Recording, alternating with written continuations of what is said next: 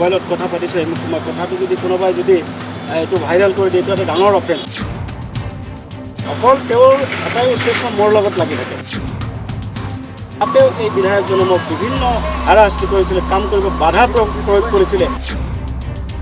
এটা কথাই বুজাইছে, আমাৰ এজন শক্তিশালী বিধায়ক হয়। এই বিধায়ক সমষ্টি নকওঁ, বৰপেটা জিলাৰ হয়। কোন দলৰ? আমার কংগ্রেস দলরে আছে।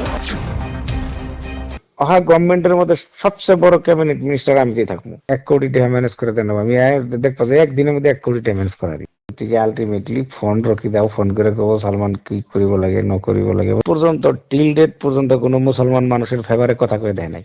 মানে ভূপেন বরা তো চেঞ্জ হবে, এটা তোর কোনো 100% গৌরব হবো। কি কৰিলে কেনেকুৱা কি হ'ব, এটা ফ্ৰেণ্ডৰ লগত এটা ডিছকাশ্যন হ'লে তেনেকুৱা একচুৱেলি কথা কিছুমান আমাৰ মাজত হয়। এই কথাটো ডিছকাশ্যনটো মইতো নাজানো, আপোনালোকে জানে যে এইটো এটা ডাঙৰ অফেন্স আজিকালি, যে মই কাৰোবাৰ লগত মই মোবাইলত কথা পাতিছে, কথাটো যদি কোনোবাই যদি এইটো ভাইৰেল কৰি দিয়ে, এইটো এটা ডাঙৰ অফেন্স। গতিকে সেইটো কৰিছে এজন ব্যক্তি। আপোনালোকে জানে যে মই ক'ব বিচাৰিছোঁ যে এজন বৰপেটাৰ এজন খুব শক্তিশালী বিধায়ক আছে। কোন দলৰ? আমাৰ কংগ্ৰেছ দলৰে আছে। তেওঁ বিধায়কজনে মানে এভৰি টাইম তেওঁ বিজেপি বা UDFৰ বিৰুদ্ধে লাগি নাথাকে। অকল তেওঁৰ এটাই উদ্দেশ্য মোৰ লগত লাগি থাকে। বিভিন্ন সমষ্টিত কাম কৰাৰ পিছত মই নিজৰ লোকসভাত, ধুবুৰী লোকসভাত আৰু বৰপেটা লোকসভাত কাম কৰি আছিলোঁ। তাতেও এই বিধায়কজনে মোক বিভিন্ন হাৰাশাস্তি কৰিছিলে, কাম কৰিব বাধা প্ৰয়োগ কৰিছিলে। ভাৰতবৰ্ষত প্ৰথম আটাইতকৈ বেছি ভোটত জয়যুক্ত হ'ব চাব আপোনালোকে ৰাহুল গান্ধী, তাৰপিছতে চাব ভাৰতবৰ্ষত আমাৰ ৰকিবুল হুছেইন ডাঙৰীয়া আটাইতকৈ বেছি ভোটত জয়যুক্ত হ'ব। আৰু যেতিয়া এই ভোটৰ ব্যৱধান আৰু ৰকিবুল হুছেইনৰ যিটো জয় হ'ব, এই জয়ত তেওঁ শংকিত হৈ গৈছে, ভয় পাইছে। তেওঁ এই ভয় পাই পেলাই সেই শত্ৰুতাটো মোৰ ওপৰত ল'ব বিচাৰিছে। তাৰমানে ৰকিবুল হুছেইনৰ লগত তেওঁৰ শত্ৰুতা আছে নেকি? শত্ৰুতা 100% এইটোতো শত্ৰুতা থাকিব নিশ্চয়। তেওঁ বিচৰা নাই যে তেওঁ জয়ী হোৱাটো বিচৰা নাই। আৰু তেওঁ যেতিয়া গম পাইছে যে তেওঁ জয়ী হ'ব, জয়ী হোৱাৰ পিছত তেওঁ মানে ক্ৰেজি হৈ গৈছে, পাগল হৈ গৈছে।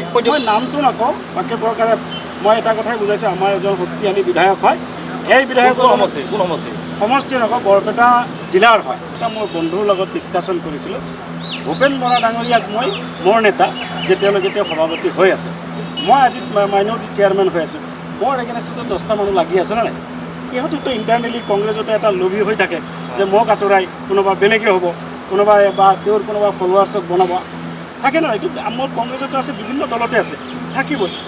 তেতিয়া ভূপেন বৰা ডাঙৰীয়াৰ কথাটো মইতো অপেন কোনো হেৰিত কোৱা নাই। ভূপেন বৰা আজিও নেতা, কাইলৈ যদি হাইকমাণ্ডে যদি ডিচিশ্যন লয় যে ভূপেন বৰা 10 বছৰ সভাপতি হৈ থাকিব, 10 বছৰে মই তেওঁক সভাপতি হিচাপে মানিম।